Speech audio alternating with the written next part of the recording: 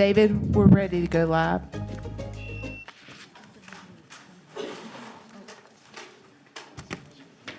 We're live, it's right here.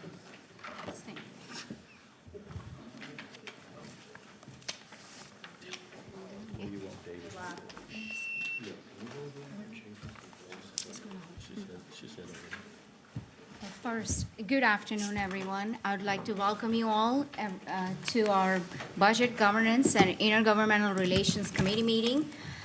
I'm Dimple Ajmera, City Council Member at Large and serving as Committee Chair. And I will pause here for introduction, starting with my committee members to my right. Starting right here. Yeah. Good afternoon, everyone. Thank you for being here today. My name is Tijuana Brown, representing Charlotte City Council District 3. Good afternoon, everyone. I'm Vi Lyles and serve the city as mayor. Good afternoon, everyone. James Mitchell, City Council at Large. Good afternoon, Lawana Mayfield, Council Member at Large. Okay, we'll start with introductions of our staff members. Shuri. Sherry Smith, Strategy and Budget. Marie Harris, Strategy and Budget. Good afternoon, Andrea Leslie Fight, City Attorney. Thank you. I know we have so many individuals here in the room, and it is our standard process that we go around the room and all you do is state your name and the organization you are with. Nothing more than that, because we have a very tight agenda and we gotta stick to that. So let's start with our former mayor, Jennifer Roberts.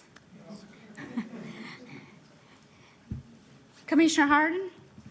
Susan Harden, the American Association of University Professors, UNC Charlotte Chapel. Michael Davis, Charlotte Jake Lopez, I'm constituent. Thomas Bradford, Collective Liberation. Dean Goldner,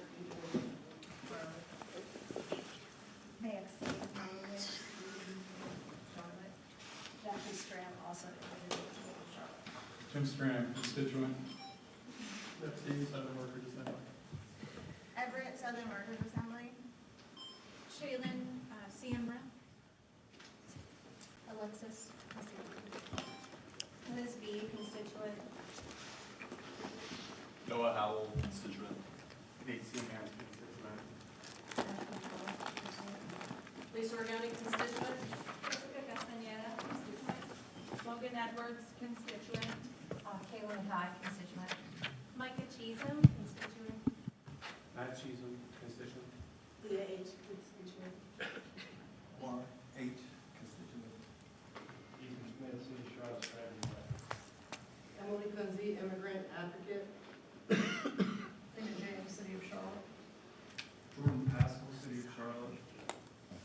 All right, I know we missed a few folks here in the front, so if you can start here on the left. Diego Barajona, La Noticia newspaper. Has immigrant advocate. Noah, Democratic Socialist of America, Charlotte Metro. Mimi Ferroya. Paulette Cobb, Athens of North Carolina. JD Masueta Arias, Council Member Elect for District 5. Layla El Ali, Charlotte United for Palestine. Alicia Snow, Charlotte United for Palestine. Robert Dawkins, troublemaker. All right, we'll start here on the left here. Right here. Ayanna Galloway, Chief Operations Officer for C.W. Williams Community Health Center. Hi, Sarah Hazel, Chief of Staff, City of Charlotte. Lacey Williams, City of Charlotte. Vanessa, Charlotte Citizen. Jacqueline Lewis, Community Advocate. Aaron Shealy, constituent. Marcy Shealy, constituent. Susan Campbell, constituent. Phoebe Bradbury, former constituent. Kristen House Ryder, constituent. Judy Southern Cohen, community advocate. Oh, God. Ken Shore, constituent. Janina Castro, Circle de Luz. Billy McGee, constituent. Sally Stokes, Playmore, Charlotte. Jackson Nider, constituent. Eric Van, also troublemaker. Jennifer Smallville, constituent. Ian Mullins, civil rights advocate and social worker. Sabrina Camaro, attorney at the Charlotte Center for Legal Advocacy. Sharon Harmon, good troublemaker. Deb Douglas, Indivisible Charlotte. Pat Martinez, businesswoman and constituent. Martinez,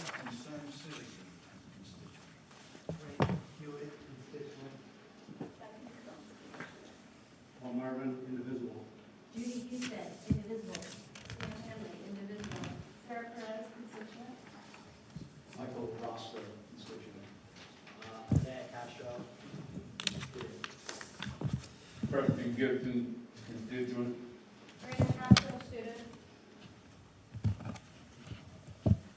All right, is it all?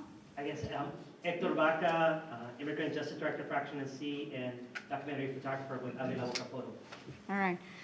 Well, thank you all for being here today. So we are diverting from our scheduled agenda today because we are not in normal times right now. Federal Border Patrol activity has escalated, and we have seen our families, including U.S. citizens, that are being racially profiled, targeted, questioned, detained, and harassed with no transparency. And this is not community safety, this is community chaos.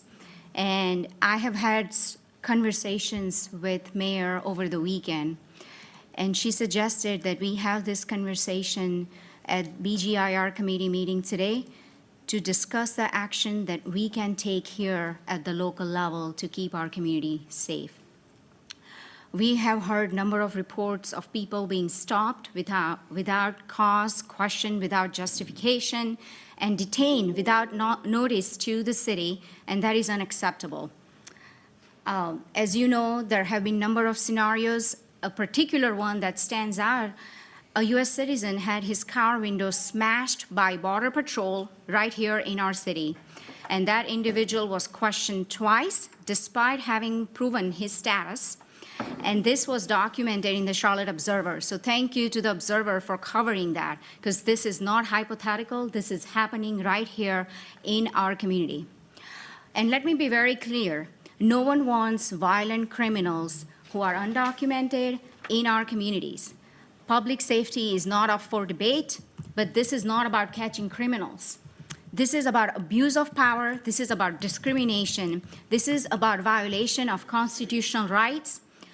I had never imagined having to tell my 4-year and 2-year-old children what to do if their mom or dad does not pick them up from school.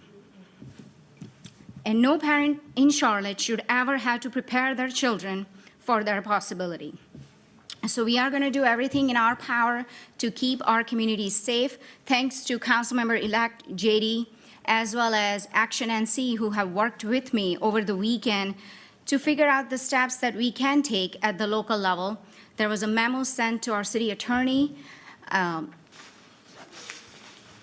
and she has worked over the weekend with her staff to prepare very detailed responses. So I would like us to go through that line by line. So if you can I will turn it over to the city attorney to walk us through all the actions that we can take and go through recommendations from the city attorney as well as our staff. I will also like to recognize Sean Heath and his entire team. He has been working 24/7. He's been working over the weekend, responding to my calls, and preparing for today. I really appreciate it, Mr. Heath. Thank you. Oh, yes, Councilmember Edwin Peacock, thank you so much for joining us. We really appreciate you. I know Mr. Peacock has had several calls with me over the weekend as well, and he has been trying to work to address communities' concerns. We appreciate you. Good afternoon again, Madam Chair, members of council, Mayor. If we could just go through the questions, I will read the question that was presented in my response. So question 1, city owner or city leased property, whether we may legally restrict customs and Border Patrol and ICE from using city-owned property without a judicial warrant. The city attorney's office, city manager's office, and HR, Human Resources, have developed protocols that have been in place for several months and was distributed again citywide on this past Thursday. This protocol directs staff as to what to do if there is an ICE encounter at city facilities.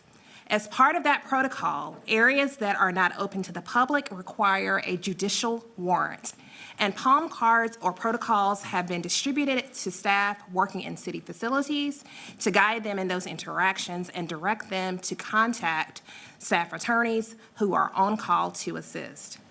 Most city properties and facilities are open to the public, including law enforcement centers.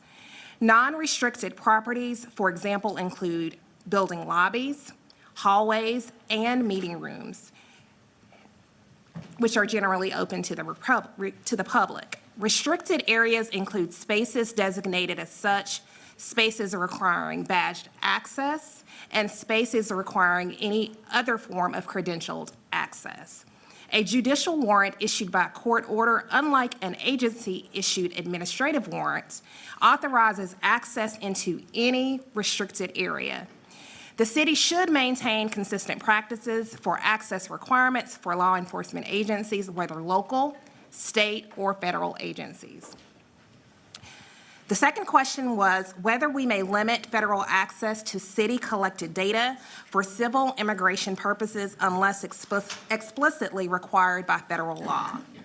Most records related to the transaction of public business are considered public records. The city may not restrict access to public records. The city is prohibited from disclosing any record for which a confidential protection exists unless there's an exception that applies. Each request for a record should be analyzed on a case-by-case basis to determine its status and whether the release is required by law. The third inquiry was with regard to CMPD response protocols. Whether CMPD may be required to verify identities, ensure lawful authority, and investigate potential misconduct when federal agents detain or question residents inside city limits. CMPD does not participate in ICE or other immigration operations, nor is the police department involved in the planning or execution of any federal immigration enforcement activities. CMPD officers are not authorized to assist with ICE administrative warrants, which are civil in nature and not criminal. Officers may become involved only when there is criminal behavior or a criminal warrant that falls under CMPD's jurisdiction. If there is a call for service regarding suspected ICE Border Patrol activity, CMPD will verify that the activity is a federal law enforcement operation, ensure accurate documentation, maintain public safety, and keep the peace. CMPD is authorized to investigate criminal activity or allegations and also enforce state and local law. Additionally, the National Defense Authorization Act is a requirement for federal military and civilian law enforcement personnel involved in the federal government's response to, quote, a civil disturbance to where visible identification of themselves and the name of the governmental entity employing them. The fourth inquiry was with respect to civil rights monitoring, whether the city may establish civil rights impact tracking systems for incidents involving federal agents. The city may engage in data collection and administer programs designed to further support and provide support for legally permissible initiatives. Each such initiative should be analyzed for its public purpose and statutory authorization. Data gathered and impact tracking records will likely be subject to the Public Records Act. I'll pause there and share there are various impact tracking mechanisms, and so we would need to explore the methodology and the impact thereof. The fifth inquiry was with respect to emergency funding, whether the city may allocate emergency funds, including ARPA, if eligible to community organizations serving impacted residents. Each community request for public funds should be analyzed on a case-by-case basis for public purpose and impact. For North Carolina cities, justifying expenditures of public funds requires demonstrating a public purpose that primarily benefits the community at large and explicitly avoids providing exclusive benefits, or also known as emoluments, to certain private individuals, causes, or special interests. For emergency grants to nonprofit organizations, the city should ensure that appropriate funding eligibility and use requirements are in place to maintain adequate financial stewardship of city funds. Inquiry number 6. Are any of these actions legally permissible for a North Carolina municipality under House Bill 318 and state preemption?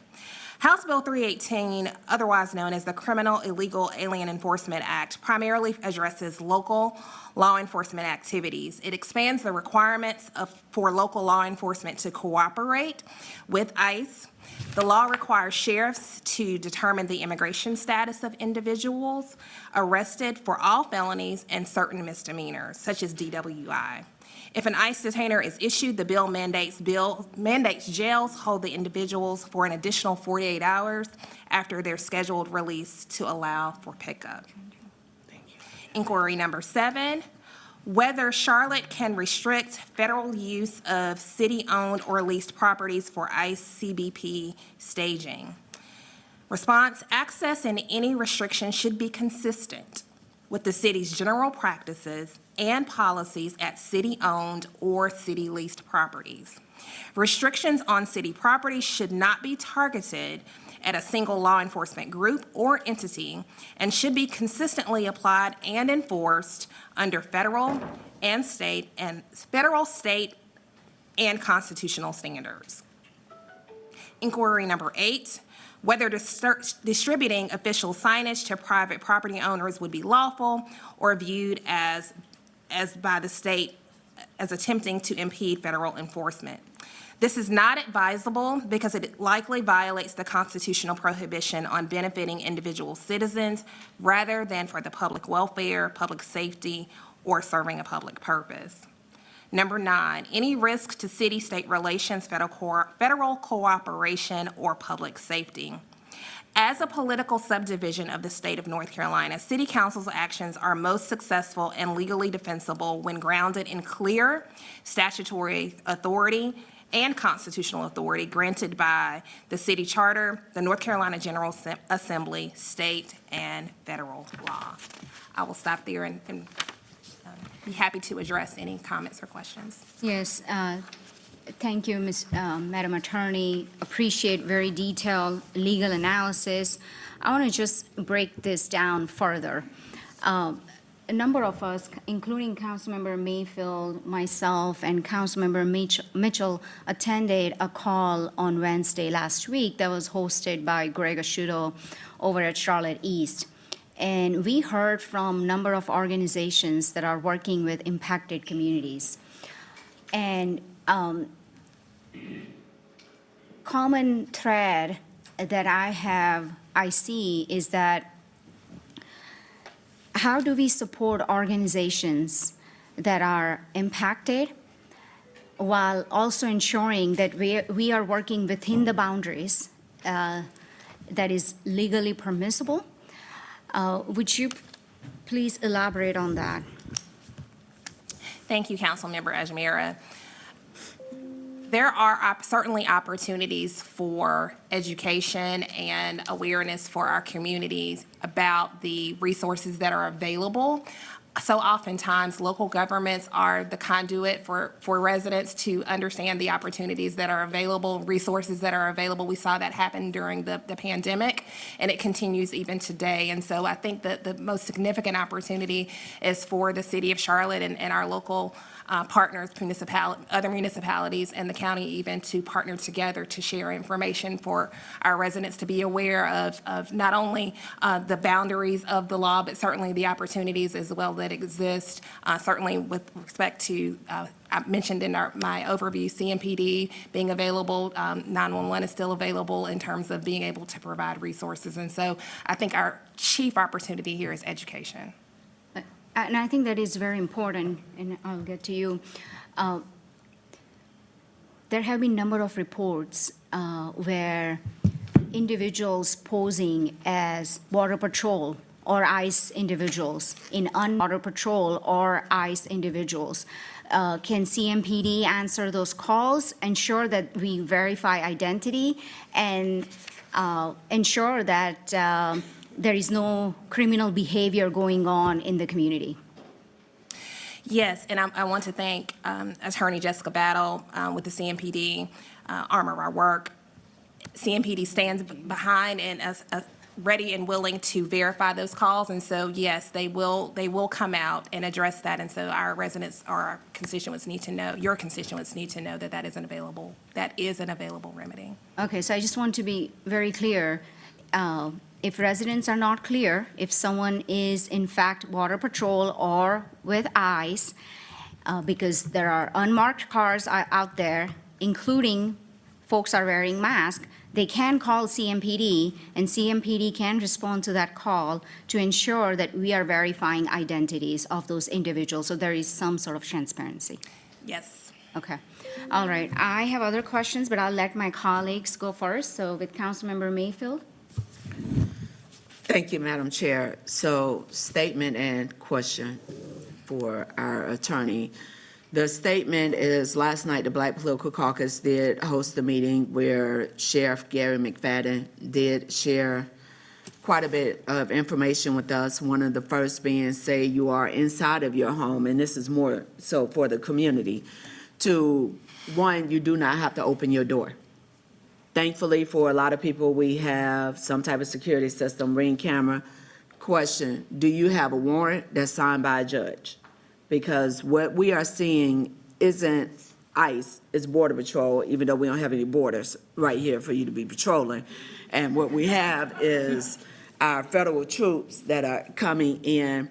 And it is extremely disheartening that what we are seeing across the nation, and this is going to be studied for decades beyond, the way troops have been deployed on U.S. soil and the impact it is having on residents. But I also want to clarify through our attorney, the city of Charlotte, because we've seen articles, I've shared information, say Chicago was able to actually create some language. We are not a strong mayor form of government. So that is the first thing that a lot of people don't realize and or understand. We are under a Dillon Rule state. The people that we elect in the North Carolina General Assembly are the ones who create the rules, and those are also some of the individuals that thought it was a great idea to invite this chaos to our city. Your best bet, not in looking at what's happening right now, y'all need to get out and vote. Let's just have a real conversation, because we're the ones that elect these people into the North Carolina General Assembly. Because we are not a strong mayor form of government, the mayor's office does not have the ability to direct CMPD to do some of the things that Chicago may have been able to do. And I would like clarification to ensure that what I am sharing is accurate. You did mention that really the best way for us to help our community right now is to recognize it's all hands on deck. We have also learned, because it was shared last night by our chair of CMS, Chairwoman Sneed, that no individuals cannot step onto CMS school grounds, and including the parking lot. But here's the reality. Once you drop your child off and you step out into public space, that's a different conversation. So what can we do? Build stronger relationships with our neighbors. For that individual who is concerned about taking their child to school, and you know that that's your child's classmate, go ahead and get the homework. Check in with the teacher. If people are afraid to go to the grocery store and your neighbors, go ahead and walk a door or two doors down and knock on your neighbor's door to find out, do you need anything? I will go to the store and pick up what you need to help minimize you feeling the fear of going out, but you still need your medication, you still need groceries, you still need baby formula. This is where we come together as a community and step up to help each other and do just that. This is what being a neighbor looks like, because we do not have the legal ability to direct CMPD to stop individuals. But I want to also make sure, as we have this language in here regarding ICE, this is Border Patrol. It is a segment. These are individuals that are walking around with masks. Mm-hmm. You do not have to have a conversation engaged with them. You question me, I do not have to respond to you. I do not have to say, I'm a U.S. citizen. I do not have to give you my name. I do not have to give you any information. I can say, do you have a warrant that is signed by a judge? Because what we are seeing, because that judge signing the warrant is for a specific name. That is not what we're seeing happen in our community.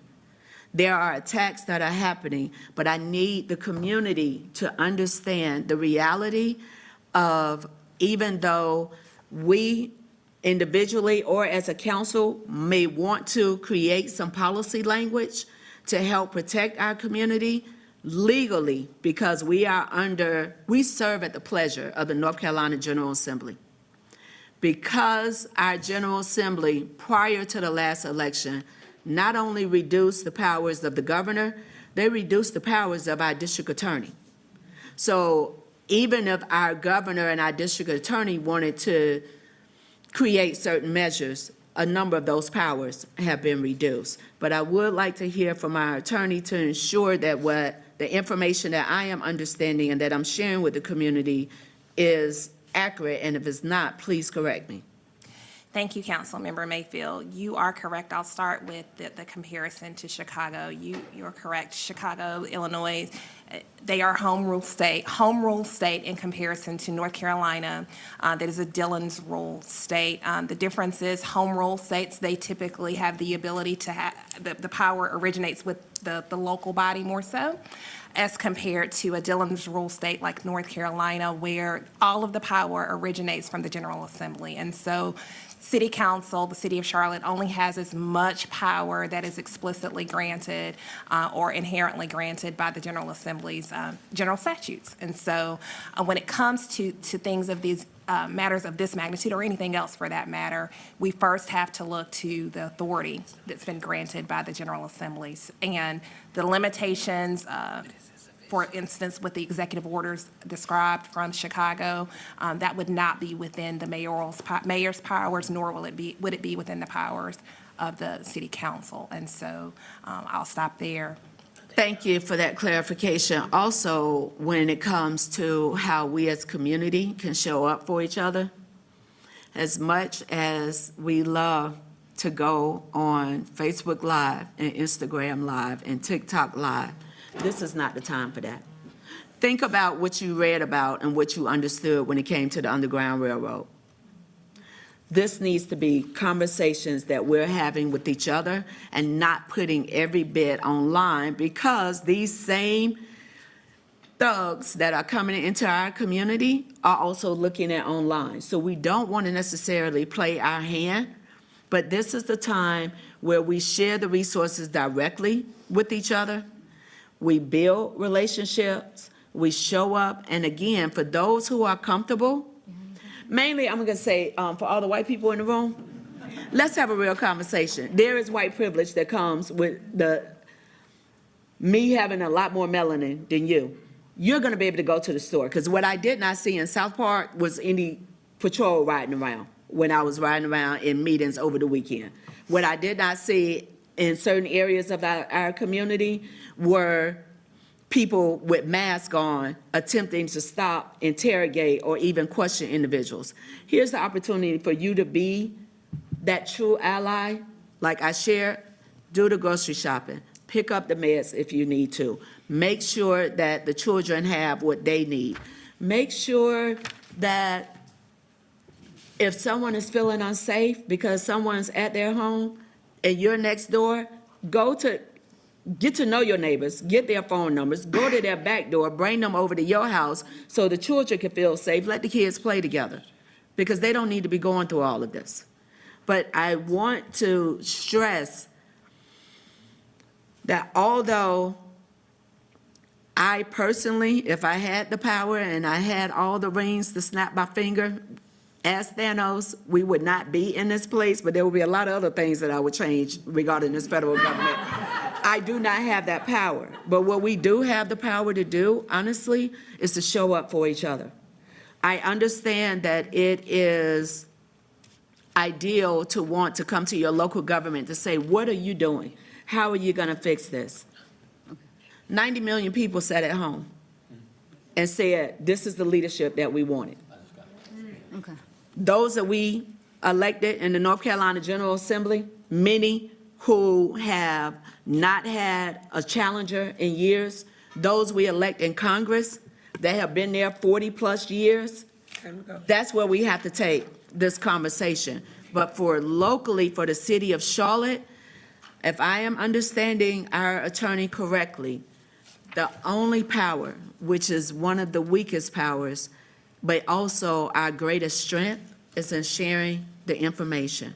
And that strength comes in as a community, us coming together, showing up for each other, talking to each other, and making sure that our neighbors feel that they are safe. Because some of your other neighbors are going to be the main ones that's trying to call this Border Patrol to say, hey, I think my neighbor is.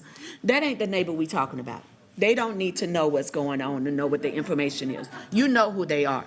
But for the others, we have an opportunity to show up for each other and do something that we have probably been doing at a small level. We got to ramp that up to 100,000%. Thank you, Madam Mayor, Chair.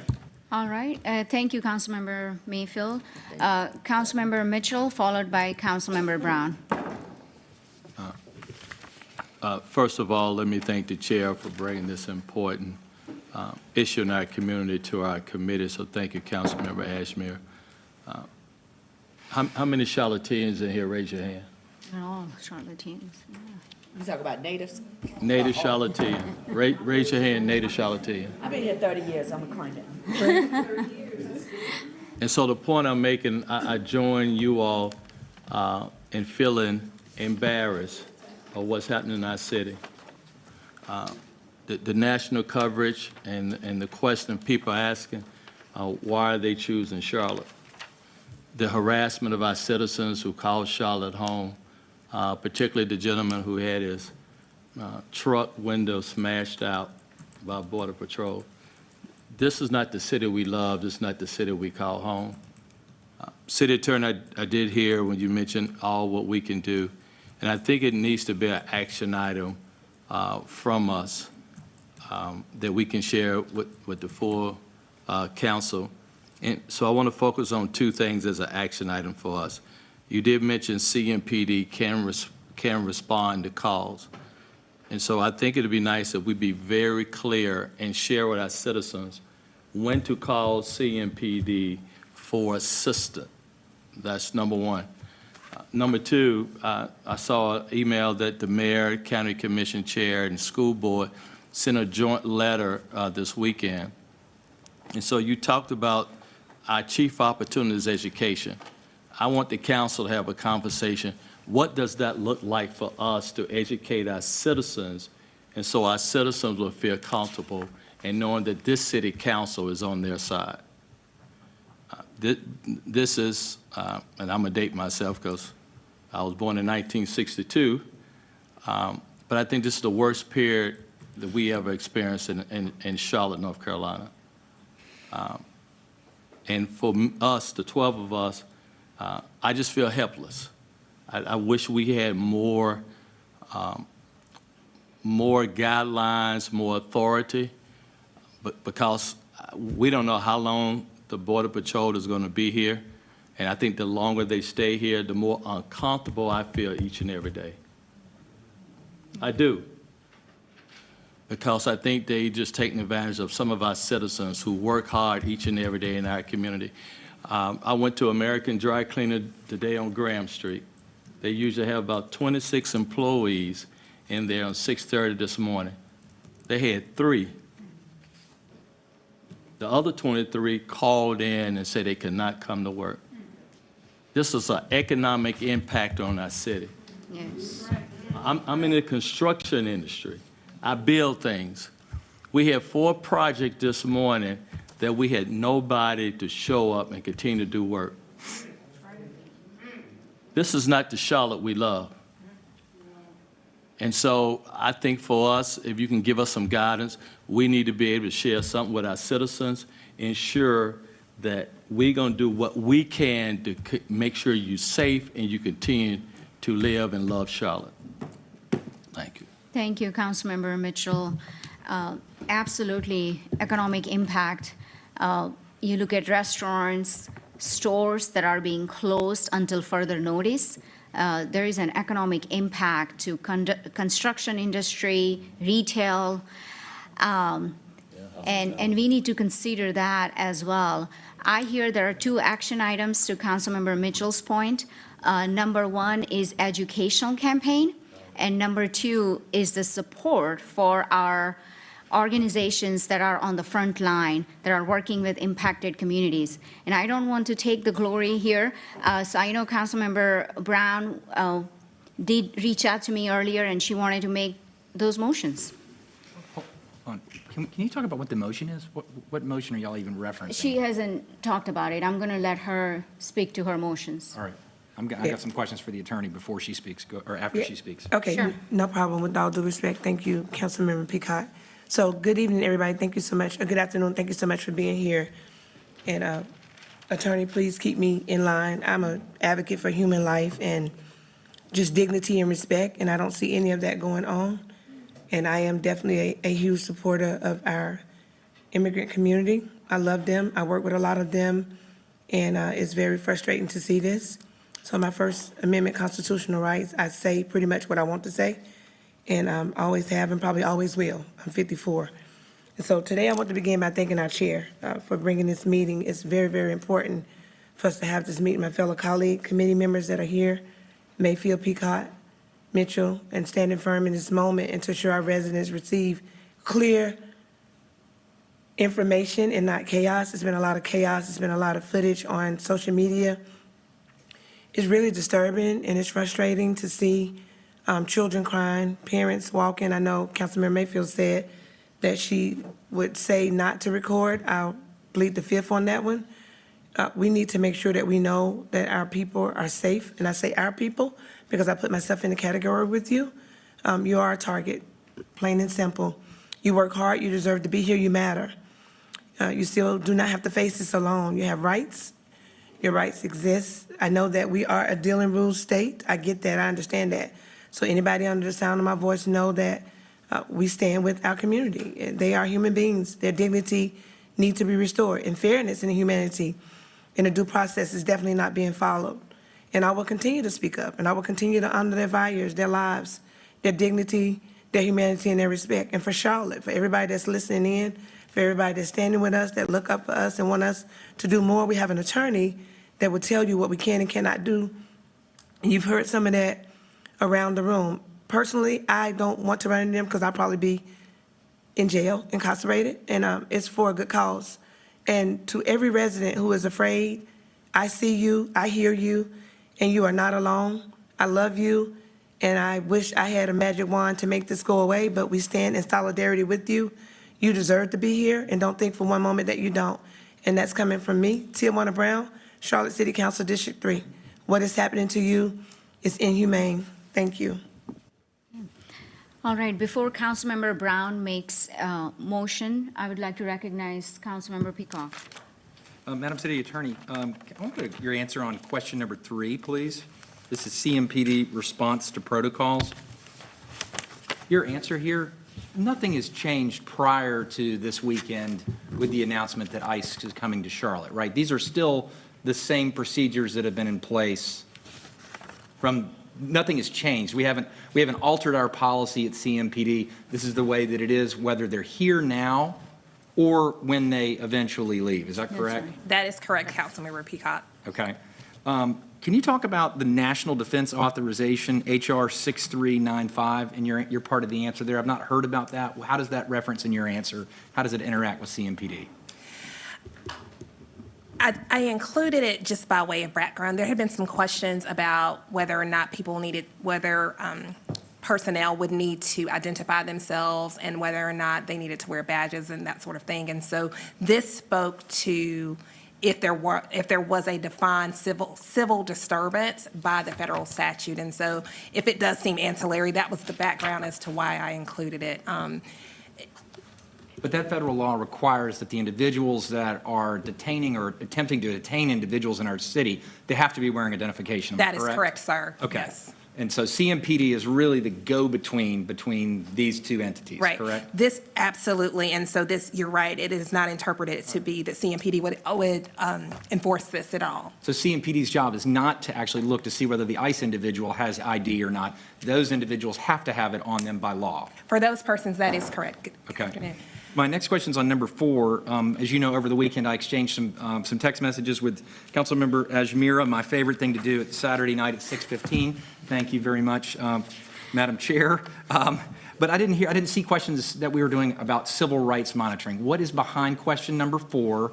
Is that occurring around the country where cities are responding in a civil rights manner? I'm trying to understand what you're telling us here. I am telling you that we need to do some more research on what that exactly means, frankly. Okay. Councilmember Peacock, that in my research over the weekend, there are a couple of different ways you might go about that type of monitoring, and in conjunction, and I see Mr. Heath has gotten up from the seat, but we've been exploring from the manager's office what that may mean, and we'll have to come back to council Yep. with some options there. It's an evolving landscape. What you Okay. hear me saying there is, we think there are a couple of different ways, several different ways that we could gather data, and that may be helpful. And again, the manager's office, I have to say, they've been in great collaboration with the Okay. attorney's office. Yeah, let me turn to Deputy City Manager Heath. The city may engage in data collection and administrative programs. I know this is a work in progress, but give me some idea where we're going with her statement there. Number 4. Number 4. Councilmember Peacock, I think this is really more of an assertion of what could happen, right? There isn't anything that's currently underway to activate on this. This Okay. is just kind of establishing the guardrails and boundaries. Okay, great. Another question for you, Ms. Attorney, and Yes, I'm really sir. glad to see you here. HB 318, your answers to question number 6. You were city attorney in the Guilford County and Greensboro area, so you saw the impacts of when this was passed on October 1st, 2025. Yes. What led up to this, and from a municipal law standpoint, what led up to this? Because obviously we know that the sheriff is a county function, not a city function. Right. You were in charge of the county and the city there as well, too. Just the county, just the county. Just the county? Just the Okay, I'm county, sorry. yes, But you had interactions with both. You were very familiar with Sure. both. So where do we stand right now as it relates to our activity between us and Mecklenburg County right now in the sheriff's department? So it's my understanding from talking with my colleague at the county, certainly this did become law on October 1st. And so there had been a number of questions, certainly at the General Assembly, about the tracking and information that related to those who were charged with crimes and sharing that information with our federal partners. And so what this does, this House bill, it codifies that relationship and creates an expectation for the jail administrators, which falls under the county side of things, not, as you said, not the city, to manage those relationships. You see a clearly defined time frame, 48 hours from the time of release. So that creates an expectation for jail administrators, which often are dealing with overflowing numbers, on how they can manage the entrance and exit of persons inside the jail. And the individuals that we're trying to address here are individuals who are not in the country legally. Is that correct? That was the purpose of HB 318. It is to inquire as to the status of those persons, whether or not they are documented or not. Okay. And Mr. Heath, how have we done in our conversations between CMPD and what Sheriff McFadden has been doing in this area here? Because one of the questions that I know my colleagues are asking is why Charlotte? And that's what the public's asking as well, too. I know we're not here to pass judgment necessarily on that, but one of the things that the state is responding to is areas in our state that are not actually enforcing federal law that we know exists. So that was part of the reaction that the state government gave in this Dillon-ruled state to indicate to the sheriffs that you need to abide by the law. So where are we on that between us and the county? That's something that we'd need to follow up on, Mr. Peacock. I don't have anything to share on that today. Okay. Final question for you, Madam City Attorney, was just around question number 7 and number 8. These came directly from some items that Councilmember Ajmira shared with me from the city of Chicago. So those were executive orders that were taken in Chicago. We can't make executive orders here. The chief executive is Manager Jones, not Mayor Lyles. And then secondly, you've answered that we can't create a staging area on a city-owned property Is that what your answer is on number 7? The answer is essentially no?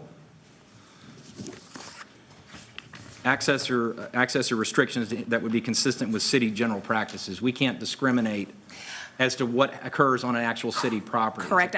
Thank you for clarifying. I was hearing you say that we can't allow staging. We will be consistent. Okay.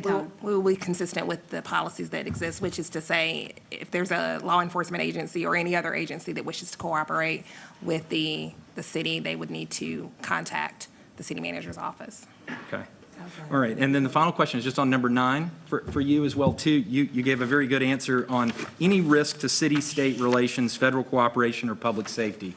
The genesis of my question was around, obviously, when the city takes an action in a Dillon Rule state, there could be an equal or opposite reaction at the state level. What's your reaction to that? What could possibly be, if we were to take actions, either be educational, I don't know what the motion's going to be here today, but any consequences at the state level that could occur from today? Certainly, I'm going to answer this from the lens of the legal world, and there are some policy considerations that come along with that. Councilmember Peacock, as you're well aware, I would say that, as I stated in the written response, any action should be deeply and firmly rooted in the authorization that either exists through the general statute, state law, federal law, and a marriage of the or combination of the two or three. It's hard to tell what may result as how the General Assembly may react, but I will tell you from a legal defense standpoint, if we are able to capture any sort of activity or program within a solid legal framework, that is always the goal, and that is the lens by which we will analyze any sort of educational efforts or any other activities. And as your city attorney, myself and my team will work closely with the manager's office to ensure that we are putting forth options for council that are defensible. Thank you, Madam Chair. That's it. Thank you, Mr. Peacock. Thank you for asking tough questions. Because let me just be clear. We worked with the city attorney over the weekend to find solutions that are legally permissible, that does not get us in any trouble. And I understand the home rule versus Dillon rule and the limited tools that we have to help protect our communities. But we are being very cognizant of that fact. And I also want to make sure that we are not moving away from what is our established policy when it comes to calling CMPD. But a lot of people do not know that you can call CMPD to verify the identity of officers who are showing up. And there are times there have been instances that's been recorded where individuals are showing up, posing as Border Patrol, and they are not Border Patrol. And we need to make sure we do everything in our power to protect our residents. And that's all there is. I see it more as an educational campaign and campaign to support our community that keeps us going, that keeps us moving forward. And with that, I would like Councilmember Brown to make a motion. Yeah, I will. Before I do that, Madam Chair, thank you so much. I also want to just say that we're talking about our relationship with the state, and we're not talking about our relationship with the state. We're talking about an overreach from the federal government. And the Dillon Rule state has nothing to do with that. Attorney, am I speaking out of line or am I speaking correct? That's just how I feel. We're talking about an overreach for the government. We're not talking about how people break the rules and not be protected and not be supported. But I want to know, a lot of people, we're saying that most of them are covered up in masks. We don't know who you're dealing with. So if you have nothing to hide, why do you have masks on? Take down your mask. Let us see who you are, but they're not going to do that. Most of them are cowards, straight up. And you're pulling on children, you're separating them from their parents. It makes no sense to me. At the end of the day, when it's all said and done, where I come from, we don't operate like that. And this is the 14th largest, 14th, moving to the 14th largest city in the United States of America. We're talking about human beings. We're talking about children. We're talking about lives. We're talking about people that we need to be able to support. So my question, once again, Everybody's saying the Dillon Rule State, we get that, sanctuary, all of that, I get all of that. What I'm speaking to today is our relationship with our state has nothing with the overreach of the government coming down and just acting like we don't have leadership that's competent, and that's not true. I would have to reject to that. So I'm going to ask, you know, the overreach part, and does the Dillon Rule have anything to do with that? It's a matter of my opinion, and blame it on me. I'll take all the heat and all the smoke. Thank you for the question. So, Councilmember Brown, the analysis that I leaned into with respect to Dillon's rule versus home state rule had to do with the questions about the comparison between Charlotte and Chicago and some of the other communities that have stronger mayoral powers. And so when we analyze the differences between Chicago and Charlotte, for instance, the ability to provide some of these executive orders that that your constituents are asking about, that is where we lean into North Carolina's status as a Dillon Rule state and being prohibited from issuing some of these executive orders that we may see in other parts of the country. Thank you so much for that. So are we moving forward with the motions? Go ahead. We have two motions today. So we'll do one at a time. Right. So the first motion that I ask is for us to fund organizations that are working with the impacted communities with a sense of urgency. That is the first motion that I'm making. For us to be able to provide financial resources to organizations that are currently and actively doing the work for the impacted communities that are being targeted and addressed. Second. Although I know Councilmember Mayfield has a question, followed by Councilmember Peacock. So for now that we're in discussion, Attorney Fight, in question 5, whether the city may allocate emergency funds, including ARPA, if eligible, to community organizations serving impacted residents. You have responded that for North Carolina cities, justifying expenditures of public funds requires demonstrating a public purpose that primarily benefits the community at large and explicitly avoids providing exclusive benefits or emoluments to certain private individuals, causes, or special interests. For this motion for consideration, would this fall under our financial partners, of which there's a process for financial partners that can take 30 to 60 days? Or how would this motion even fall in the response that you gave to number 5?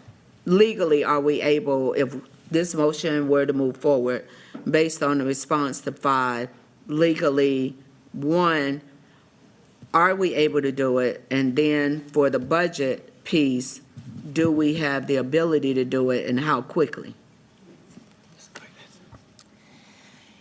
Councilmember Mayfield, each funding opportunity or request would need to be vetted for its legal public purpose and all of the matters that I outlined in question number 5.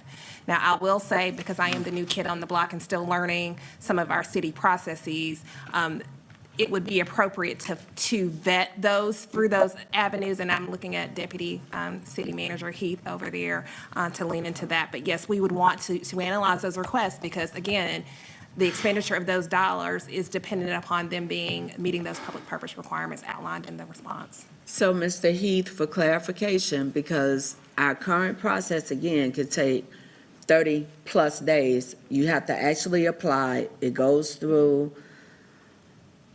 a process of vetting the organization, funding a number of things.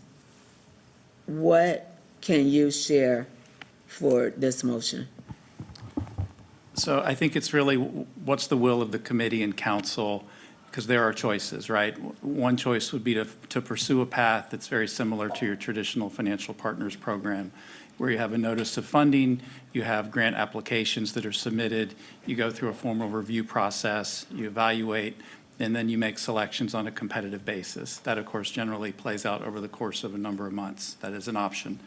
A second option, and we did a number of things during COVID, which would remind you of option 2 here, would be a more accelerated pathway where there are a certain number of organizations that are identified and those are moved forward without a competitive process, but still with a number of controls that would resemble a financial partner process. Do they have an active IRS determination letter? Have they filed a Form 990?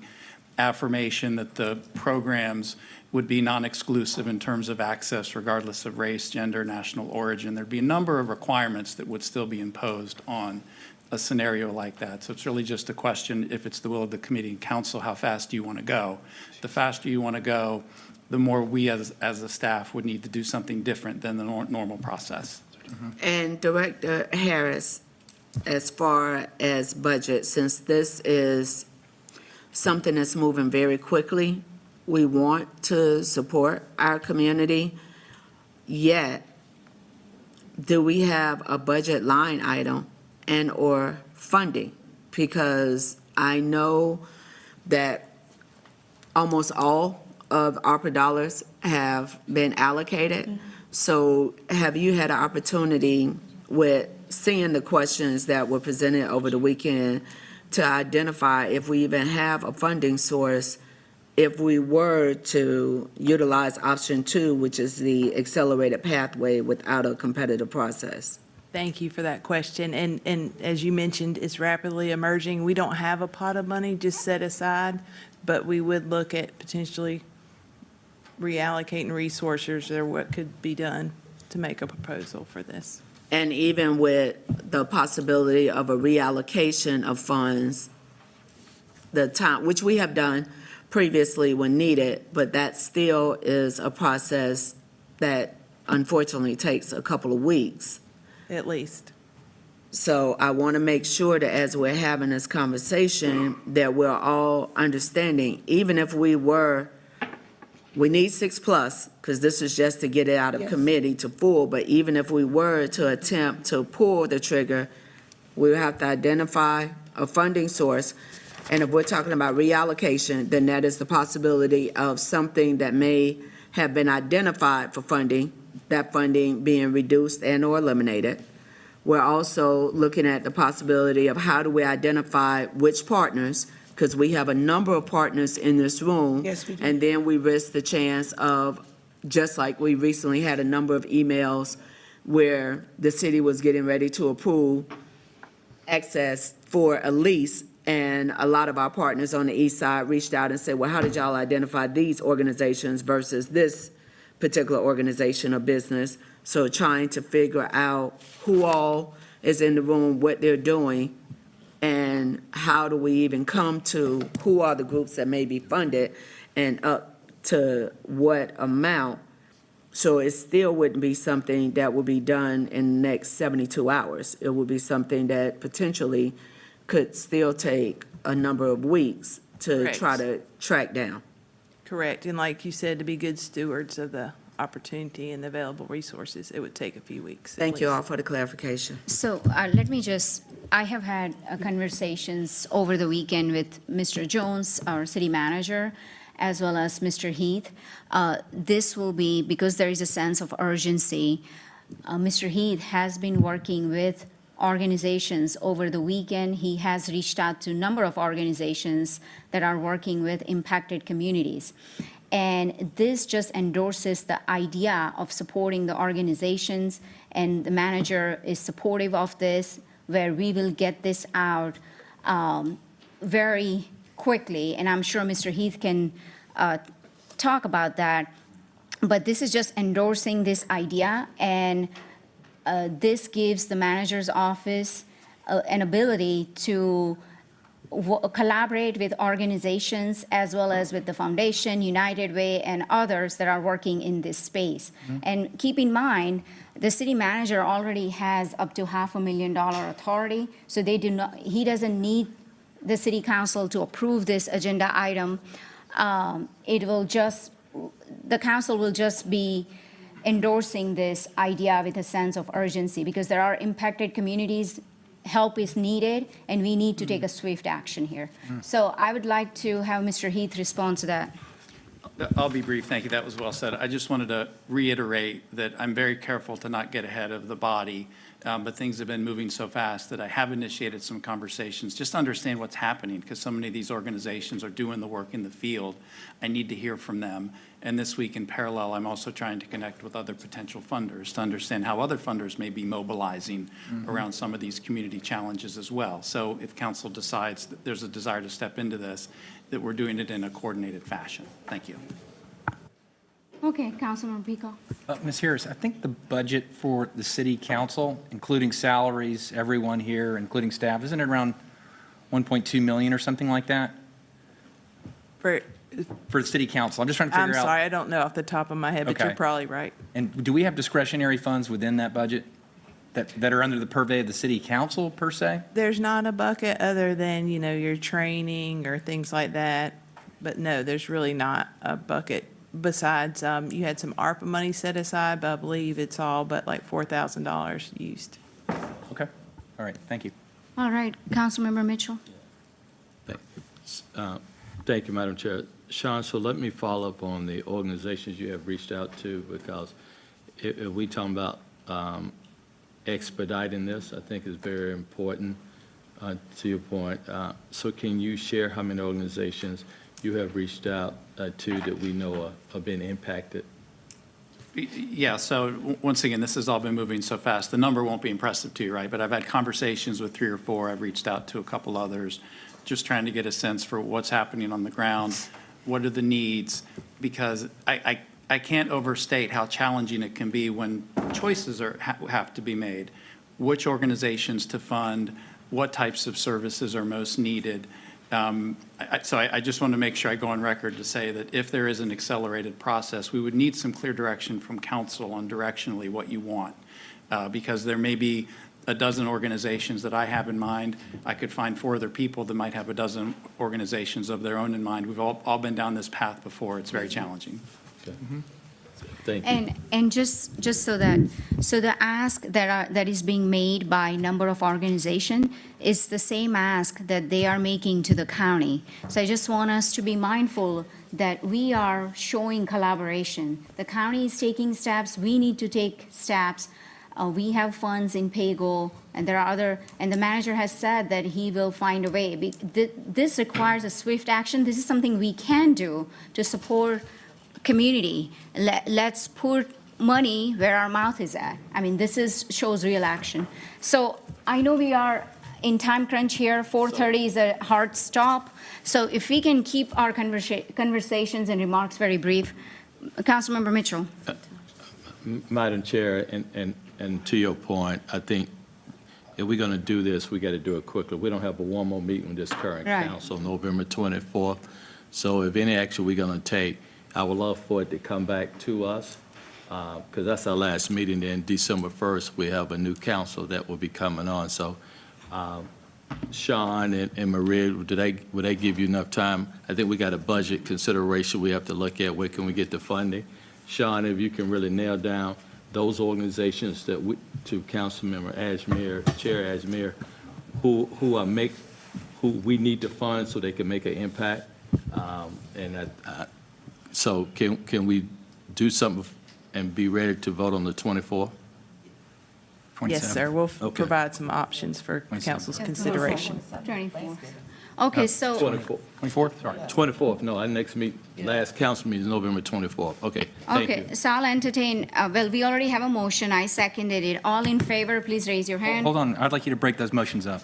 You got motion 1, which is to fund No, organizations. that second motion is not on the floor yet. This is just the we haven't first failed. motion. Oh, I okay. just sent it to you so you can review it ahead of time. Okay. Can I ask a question about the motion? Because it just says fund organizations that are working with impacted communities with a sense of urgency. That's the motion? Yes, that's correct. Okay.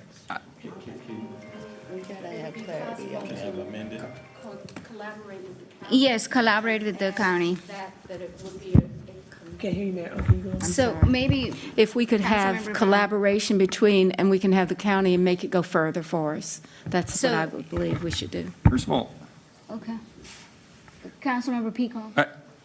I'm completely supportive of the City of Charlotte funding organizations, but as you can tell from Deputy City Manager, we have not even gotten through 48 hours of anything. So I'm not comfortable with a motion just to fund organizations broadly. It doesn't mean that when it comes back to the council on the 24th that I might not be supportive of it. So I'm going to vote no against the amendment, or this motion right now, the first motion, because this is not very specific and we don't know enough information. I realize it's urgent, but I don't think that this city is going to not help. I think we are going to help. I know we're going to help. We've got the money to help. It's just the motion is very broad. Okay, all right, so I just want to make sure, so Councilmember Brown will modify the motion to ensure that we show collaboration, because that's what's currently happening on the ground. So Councilmember Mitchell, do you have anything to add before she modifies her motion? I'd like to I will ask Councilman Brown, she could accept a friendly amendment. Okay. That to her motion that we bring this back November 24th so the whole city council can vote on it. Yes, sir. So, Councilmember Mitchell, when I had a conversation with Mr. Jones earlier today, he mentioned that anything less than $500,000 doesn't require the council approval based on our policy. So we can get a memo with an update, but it wouldn't require an approval if it's less than that amount. Yeah, me. That is true, that is the rule. Sorry. That is the rule, but I think what we're trying to get to is to have the time to do it and as well the support necessary to carry it forward. So I would suggest that we do put it on the agenda, that we do work with the county and develop this, let the staff give us a recommendation. So Mr. Mitchell gave Ms. Brown a friendly amendment, and I guess my friendly amendment would be that we address this effort by having a collaboration or partnership with the county, but also to have the full council be able to make the decision. Okay, That do you would want to happen make already. that? Do you want to make that motion? Yes, I will accept that motion. So if I heard you clearly, Madam Mayor, and to my colleague, Councilmember Mitchell, we're going to make a friendly amendment, which we accept, for us to bring this motion for vote to full council on Monday, November the 24th, which is the last meeting for me under the current council. Is that correct? Is that what I'm hearing? Yes. I will accept that and I move that forward. So I will make that motion. So all in favor? All right, before you make, so let me make sure. So can someone make, You got something? There's a someone second clarification on the her? amendment. Okay. The additional part of the amendment is what the mayor mentioned, and that's in collaboration With with the Mecklenburg County. That's right. Just so that we have clarity, because what we haven't identified in this amendment is a dollar amount, because we're saying we're going to work with our budget team for them to come back to let us know how much we have. Even though the manager can approve up to 500, we're not saying, and I don't want the community to be confused and think, okay, well, we're going to allocate 500,000. We're saying that we're bringing a motion to full council for November 24th, and we will be working in partnership with the county, and we will be receiving an update from budget on what funds may be available. All right. And so- I want to make sure, Councilmember Brown, that full amendment will be received. I hear that. I don't know if I'm okay with that now, but I am a team player. We're saying in collaboration with the city, with the county, but people are watching, and if Councilmember Ashamir, she spoke with our city manager, what are we doing as a city? What can we do now? Exactly. People need help now, and People for are being me, snatched away. I get it, I understand, we're delaying. We understand these are tax dollars, everybody know everything we're doing is tax dollars. If they don't, they know now, because I just said it. But what I'm saying, and what I want to be clear on, is I want people to know that we care. And there's always a delay, there's always a pushback, there's always, let's wait to do this, let's wait to do that. And I want to make sure that our community that need us know that we are here. And this is one way for us to show up for our community and for them to know that we are here. That's what I'm So, okay, Okay, I think we have had enough discussion on this. I firmly believe that we need to show action now. We need to show a sense of urgency here. People are being snatched away. But this is, Yeah, and so, Councilmember Brown, if you can repeat your motion so we can move forward. So I did accept the motion from, the amendment from Councilmember Mitchell, so we can move forward with the amendment, but I did want to say that this is an opportunity for the city to show up in a major way for our community, and there don't need to be any delays attached to that. And that's where I'm Yes. at. Yes, let me come back to you, hold on. Did you make a motion or no? I just want to make sure before we open up a discussion, we have a second, and then we open up a discussion.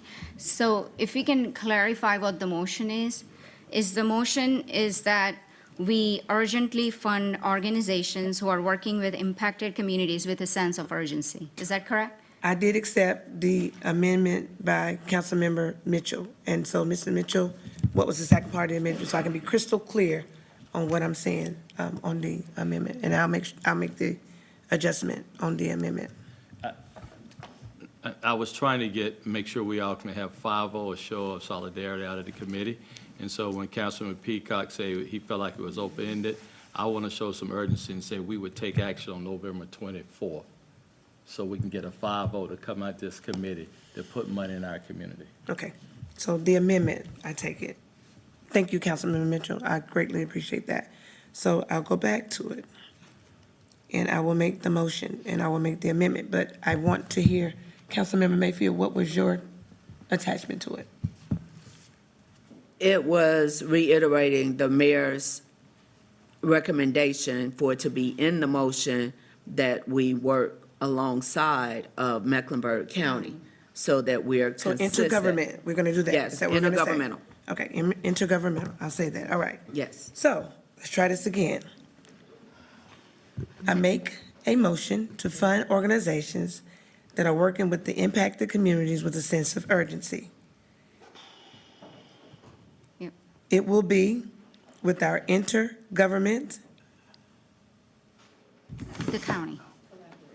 It will be a collaboration With the with the county, intergovernment, which is at Mecklenburg County. yes. And we will also accept Councilmembers Mayfield addition that we will do what? One more That's time? collaborating with the Oh, county. it's collaboration with That's the county. So let me I say it again second, yep. for clarity. We'll make a motion to give funding to organizations that are working with our impacted communities with a sense of urgency. We will do that by working with intergovernment, which is Mecklenburg County. Do I have a second on the floor for the Yes, motion that I I- just made? With a vote on November 24th. hold on. No, hold on. That's the language that initially that Councilmember Mitchell Can you go with that requested. May I suggest some language that I think might capture a little bit better for everybody so we can get through? Whatever language you bring, Are you able to? No, I was just trying to reshape it to be more characteristic of what we're talking about here, Okay. so. Can you, okay, I just want to make sure, we're all on the same page. Mr. Heath, if you could respond to Councilmember Mitchell's question about getting the funding out sooner to impacted communities, because this is happening now, and the funding is needed now. I'll be very brief. You as I did? know that- So, yes, I would assert that the quicker you want to move, then the more staff will need to deviate from our standard process, which would require choices to be made on which organizations, which types of programs and services. Those are the types of choices that are often the most difficult for us to then articulate to the community why we've done what we've done. So I'm just underscoring that, yes, it's possible, but it will raise certain challenges for us. Thank you. All right, Mr. Mitchell, does that address your question? Mr. Mitchell? I'm sorry. I apologize, everybody. I had two conversations going on at one time. So, Sean, I totally apologize because Maria and I was talking. So, I'm sorry, can you repeat again? I'm sorry. Yes, the administration can always move very quickly if it's the will of council. I'm just acknowledging that the quicker we move, the more of a deviation it is from standard processes, which would generally play out over the course of multiple months. We can do that, but choices would need to be made. Choices where there oftentimes are different views around what the right choices are in terms of who to fund and for what and how much. Okay. Does that address your question? Ms. Ashmere? Yeah, hold on just a second. Mr. Mitchell, are you done, or do you have additional questions? So I'm struggling like everybody else. We want to move quick. Yep. And we Right. want to be fair. And we don't have but a week to get this accomplished. And I'm just, so Sean, if I heard you correctly, we can give you the ability, if we say yes, move forward, we can give you the ability to identify those organizations. We're going to have a public process so everybody can participate who are out there providing services, or we're going to select 3 or 4 or 5 organizations. That's the part I'm very uncomfortable because I don't want to get involved. We picking winners and losers. I want to make sure we select the organizations that are really going to make a difference. And so that's the part I'm struggling with, sir. Right. Yes, we can always do a public process, and having an open process with a competitive process is the norm.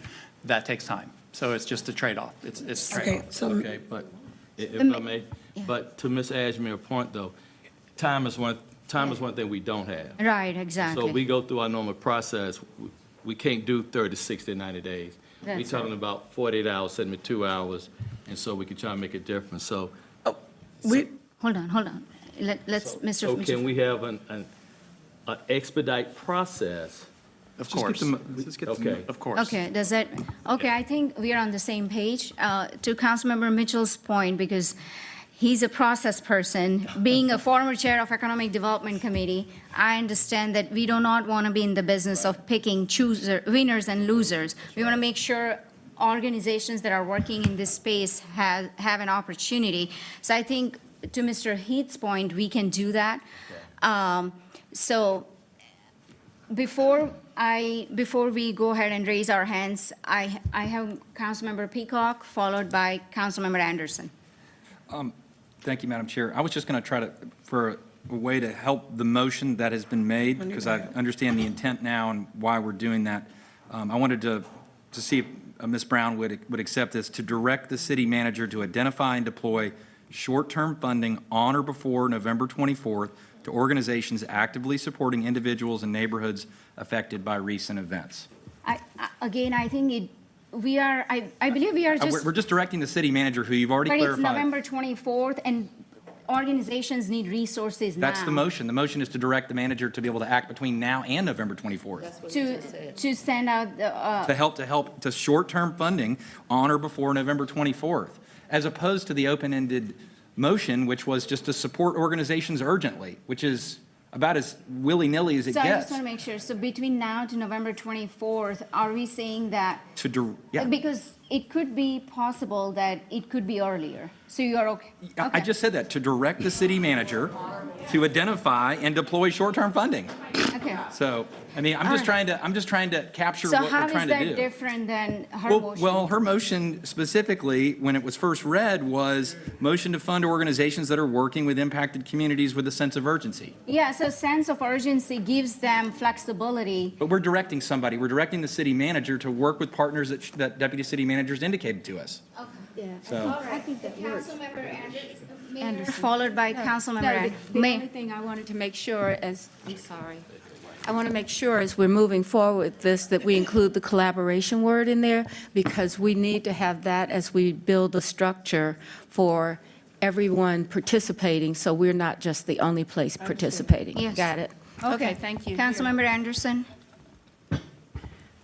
Thank you. And I'm just really, really impressed by the assistance that the community has stepped up to help our residents over the last couple of days. It's been tremendous, and I know that you all are bootstrapped and exhausted. And I want us to step up. I'm not a member of this committee. And I want us to step up and support the work that's being done to help our residents. But I do feel like we need some level of scope here, because that we can just disperse to endless organizations. Our budget is very tight, and if we're going to do this, which it sounds like the manager says he's going to look under every rock to try to find funds for us to do this, we just want to set expectations properly. And I think we need, Mr. Peacock, I think the last few words that you just said about short-term assistance on or before the last meeting of this council will be very helpful. And I think if it gets to the broader council discussion, then we really just need to set the tone, Mr. Heath, around how many organizations will have funds to assist. And with that collaboration piece with the county, it would help us run a few steps further, right? Because it will be additional funds for them, with them in conjunction. So I just want to be clear, I want us to help.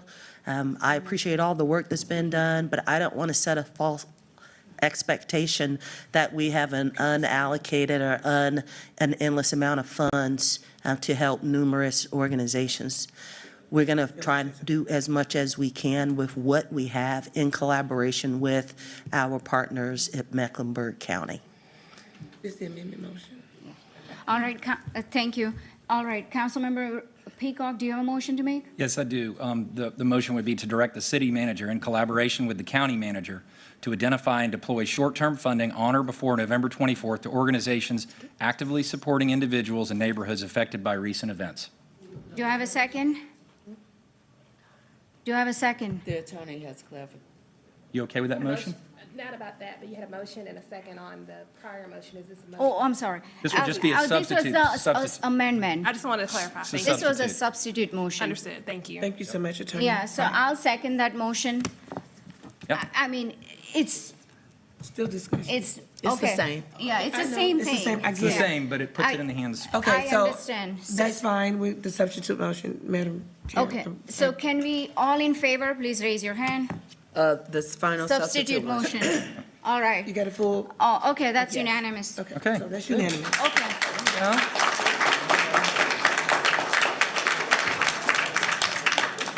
Thank you, Mr. Pico. Okay. All right, I have a second motion now. Go ahead. I sent it to you. Hold on one second. Okay, the second motion is to give the city attorney authority to work with all stakeholders to come up with educational campaigns to keep our community safe. Second. All in favor, please raise your hand. All right, it's unanimous. All right, great work, committee. Sean, we're not doing anything else on the agenda. right? Where's the, No, it's impossible. this is something. Yeah. Okay. I thought you were going to be here tonight. You're not going to be here at all? I mean, this was a Talk special about one. Was that you? Okay, I'll speak to you in just a minute. Where? Yeah, that's a good, so Councilmember Peacock just reminded me, this is probably one of the most well-attended Budget, Governance, and Intergovernmental Relations Committee meeting. So please come. Budget discussions are so much fun. And They are. I hope that you'll continue to stay engaged and hold us accountable. Thank you all for coming. I know we have second item on our agenda, so for those of you who want to hang out with us, please do. Second item is very important. I know we do not have a lot of time. A little bit of misspelling there. But I want us to go through that. Thanks, man. Okay. So, You guys just watch sausage get made. That's the way it happens. It's not pretty. Okay. Are we done? No, we have a public safety. We have a public safety. Yeah. No, this is it. Have a seat. Yeah, but we're in committee. We're done. It's 4:30. Thank you. What are you saying, man? We're done. It's 4:30. Yeah. But everybody just watch sausage. Yeah. It's not pretty. I got you. Yeah. All I mean, right, that's it's just. 4:28. We don't have time. I know. We will just give Sean an opportunity to walk us through. Everyone, please, we're still in meeting for committee. So if you can please, as quietly as possible, as you exit out, we still have another agenda item for this meeting. Mr. Heath has to give us an update, so we are asking everyone to, as quietly as possible, to leave out because we still are in meeting right now. Thank you. Yeah.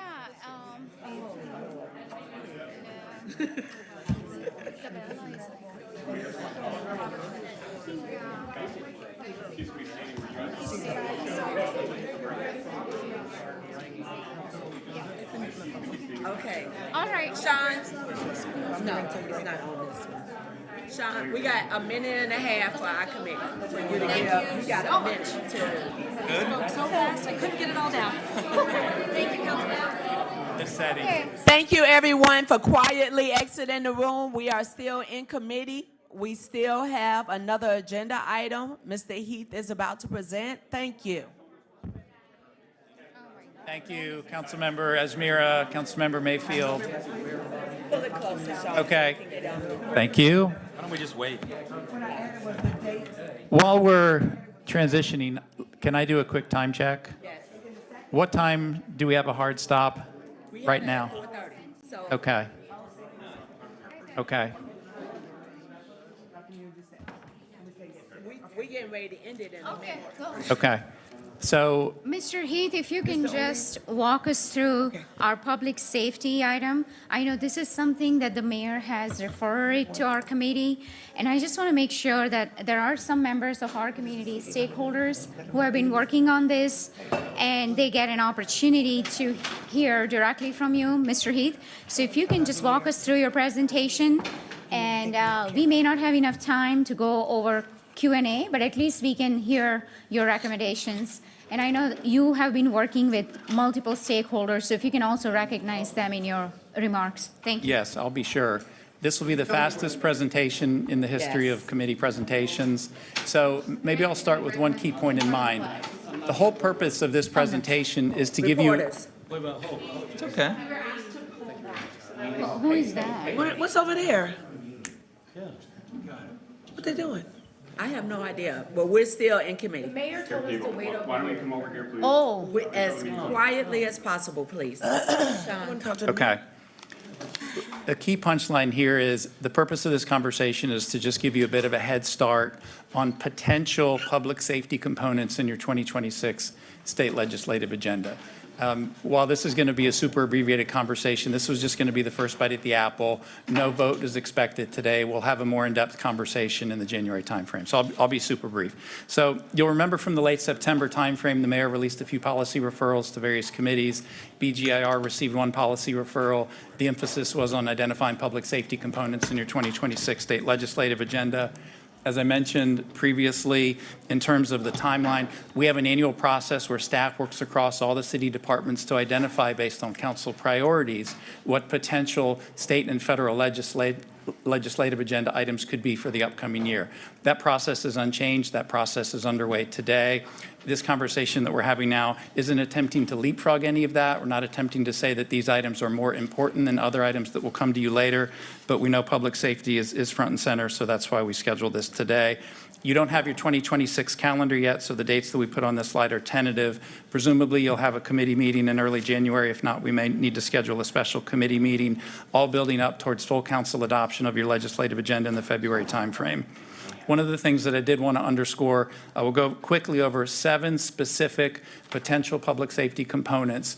I would not suggest that these 7 have been endorsed by the intergovernmental groups or by other stakeholders, but these have been informed by and shaped by conversations I've had with the district attorney, the police chief, members of court leadership, the public defender, members of the business community that are serving on the Public Safety Task Force. Thank you, Mr. Longo, for being in the room here today with us. So we'll go through these super quick. The first item on here is not new. We've had conversations about this before. The idea that one legislative request could be additional state support for law enforcement, recruitment, and retention. A key point here, the idea would be build upon things we're already doing at the local level. If you think about the manager's recommended budget over the last 4 years, the city council's adopted budget, there's been a real support and emphasis on public safety, unquestionably. Safety, starting pay for police officers is 28% higher this year than it was 4 years ago today. So this would really be looking to the state for some partnership around recruitment and retention resources. Next item, also an item that we've discussed before, including last year's conversations are on the state legislative agenda. In order for the ecosystem to really operate well, we need to have sufficient resources at all component pieces, right? We're only as strong as our weakest chain. So while the city is doing a number of things over time to enhance our sworn police officers, we should also consider advocating for additional resources within the DA's office, within the public defender, and within the courts, including magistrates, clerks, and judges themselves. This is necessary to help achieve timely justice. I'll give you one statistic which I found very interesting. The state-funded assistant public defender positions for Mecklenburg County have remained constant since 2002. So from 2002 to 2025, there have been 55 state-funded positions for the assistant public defender role. We've experienced population growth in excess of 60% during that time period. The public defenders have experienced growth in new cases in excess of 40%. We're all familiar with doing more with less or doing more with the same, but the math just doesn't work at some point, so additional resources are needed. Next item here, there's been a little bit of conversation in the community recently about the importance, the vital role that magistrates play in our community. Magistrates are, of course, independent judicial officials. They are nominated by the clerk of the Superior Court. They perform essential duties, including conducting initial appearances, setting conditions for release, and also issuing warrants. So the potential advocacy here could be, how might the state consider or reconsider the minimum requirements to serve in a magistrate role? And commensurate with the minimum requirements, what should the starting pay look like? Right now, you can be a magistrate with an associate's degree and 4 years of related work experience, and the entry-level pay is $47,000. So might this be an opportunity for the state to evaluate those qualifications and the starting pay? Next item, we've talked a lot about the intersection point between public safety and mental health. I think there's a growing bipartisan recognition that mental health is in fact important to public safety and a safe community. The state is already making investments in mental health. This is not suggesting otherwise, but more could be done around both prevention, mental health resources provided while individuals are in detention, and also mental health resources in reentry. Moving on here to number 5 out of 7. Here, the notion is North Carolina, of course, has sentencing guidelines. Might there be opportunities to enhance the sentencing guidelines for chronic repeat offenders? If you think about the juvenile crime policy referral from last year, we looked at a lot of data, and the data was really eye-opening. It was amazing the the very small number of juveniles that had an outsized impact on the number of arrests within the juvenile space. It just really jumped off the page. So here the idea would be, once again, how could the state provide for enhanced sentencing associated with chronic repeat offenders? There already are a number of enhanced sentencing guidelines associated with felonies. So just as an example here, it gives the notion that maybe there could be an emphasis on chronic misdemeanors. Habitual trespassing, habitual indecent exposure could be 2 examples where some enhanced sentencing may be warranted. Okay, number 6 out of 7 here. This would be the notion that there are many things that are governed here locally by City of Charlotte ordinances, quality of life related matters. In those instances where there are truly egregious behaviors, think of offenses against public decency, Right now, as a local jurisdiction in the state of North Carolina, a Class 3 misdemeanor is generally the maximum penalty available to us here at the local level. And that would, at most, call for a $500 fine.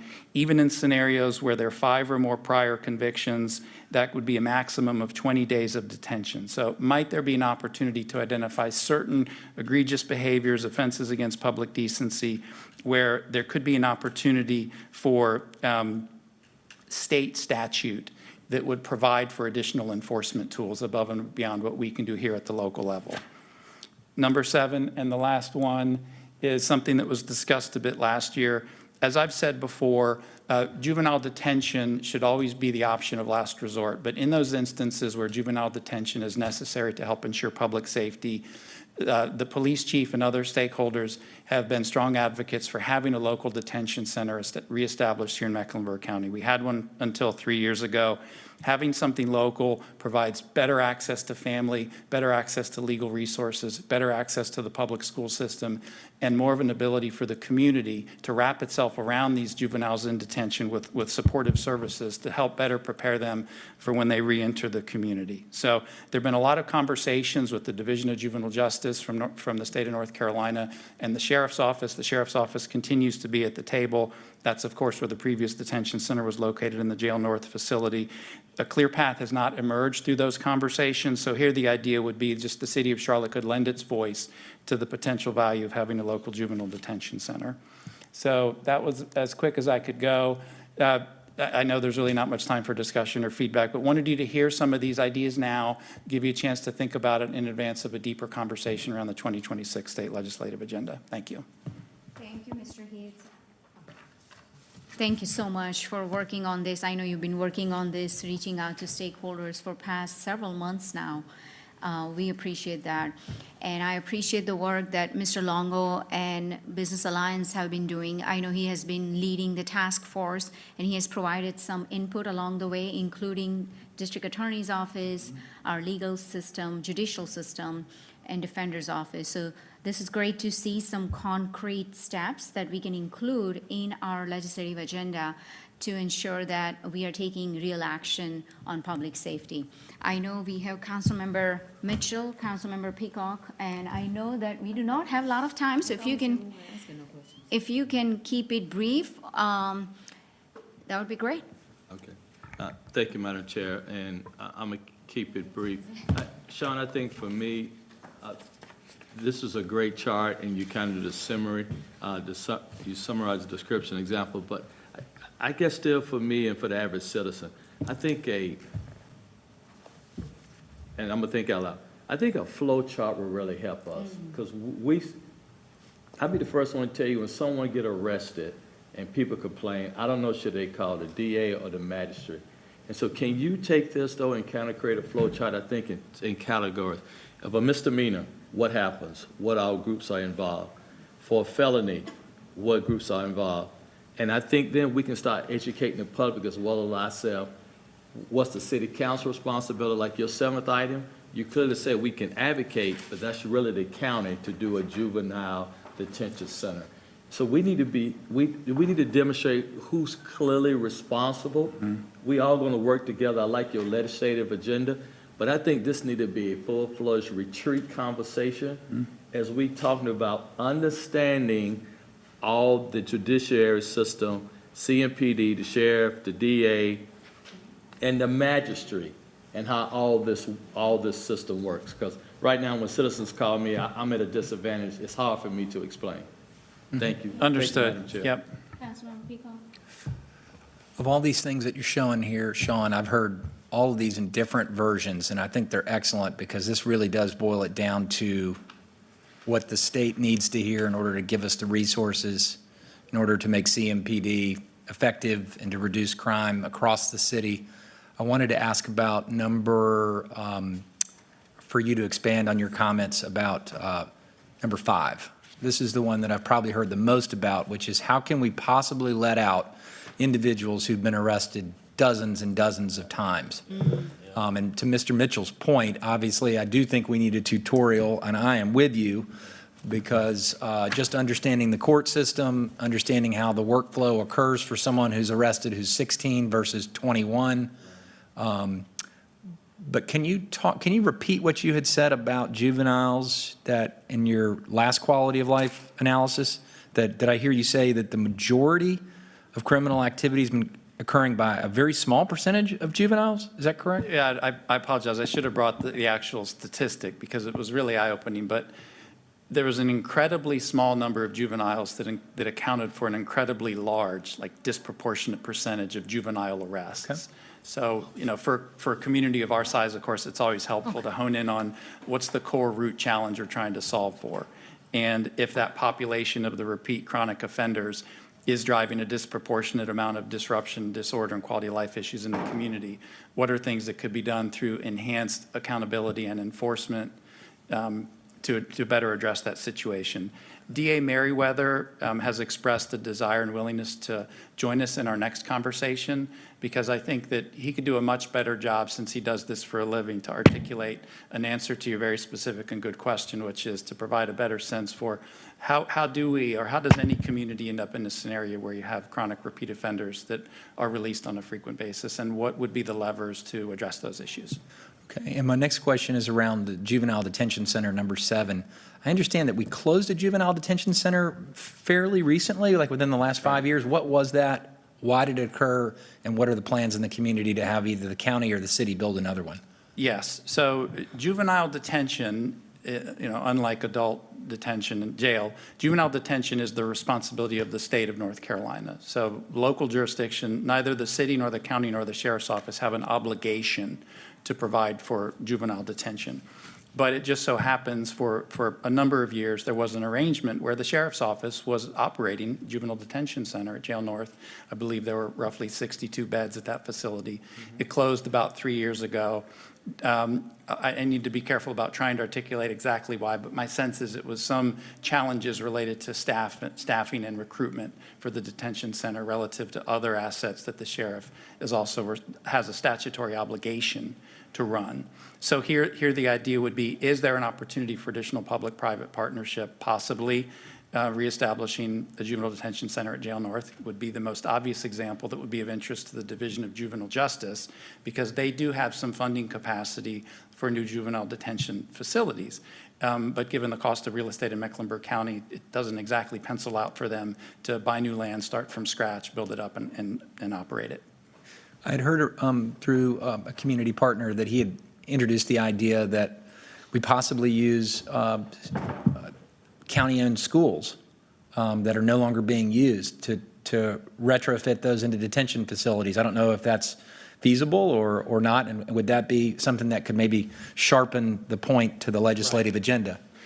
Fair question. I haven't had a recent conversation with other partners, which I can, but I have heard generically that the DJJ, of course, would be interested in any scenario where there's public sector land that could be offered at a subsidized price in order to deliver a public benefit. And because this is my last committee meeting, Mrs. Chair, I just wanted to ask, because I won't be here, but does this committee take these recommendations and do we put them before the council to be our legislative agenda? Yes. And will this then be curated by Dana Fenton and his office to help make sure that this is brought together? The question that I have with that, like our success in the world of transit here recently with working collaboratively with all of Mecklenburg County, do our partners in all of our 6 towns support us in this? Has this been part of their input? So and would that help us in making this the top priority of the entire state? So real quickly, I would say more collaboration is always better than less. We haven't had conversations at the town level on this particular presentation or any components thereof. I have been in touch with my counterpart at the county, and we will have more in-depth conversations before this comes back to committee in the January timeframe for an actual vote. Yeah. Thank you, Madam Chair. All right, all the great questions. You read my mind. You asked some of the questions. I think this is a great follow-up from our conversation earlier about all the items that we had discussed as the committee. So it's great to see more specifics, because that's what we need on our legislative agenda, more specific ask from our state legislatures on public safety to keep our community safe. So this is great. I certainly appreciate it. this is not, I just want to make sure there is no action that is required. It's just for informational. It's Information. Yeah, gonna come back to us in January at our retreat, and we can include this as part of our federal and state legislative agenda. Okay, all right, so Councilmember Brown will make remarks, and then I will entertain a motion to adjourn. So thank you, Madam Chair. I really appreciate that. So Mr. Heath, of course, just, our time is winding down with us, but with you and I working together in this setting, I'll always be behind the scenes working for the people. You and Marie, just amazing staff members, and I want to say this on the record. You always work so hard. Your team always works so hard. Staff always works so hard. When we get complicated, when things get chaotic, you still remain calm and patient, trying to work through the things that we bring to you so that we could deliver them to our constituents and make our constituents happy. And it's a very challenging task to do that. So thank you all so much for all your hard work and everything that you do. This is absolutely great. We want our city to be safe fully for everyone. And Mr. Heath, I can't give you enough flowers while you're here breathing and on earth. Thank you. Marie, your team, you guys are just so amazing, and it's been an honor to work with you all. It really has, and so thank you so much for this. Thank you. It's very kind. Thank too, you. Chair. Thank you, Councilmember Brown. I know we had one more item, and I know Ms. Smith has been working on this for a while, and I appreciate your work. We just don't have enough time to discuss that item, so I'm sure the next committee What's will. the next item? It's on our financial partners and nonprofits. So we will discuss that next year as the new council gets sworn in, and we'll go from there. But I certainly appreciate it. I look forward to having that conversation next year. All right, so do I have a motion to adjourn? Motion to adjourn. All right. Where is the crowd? Downstairs. Crowd. Downstairs. What is going on? They still round up.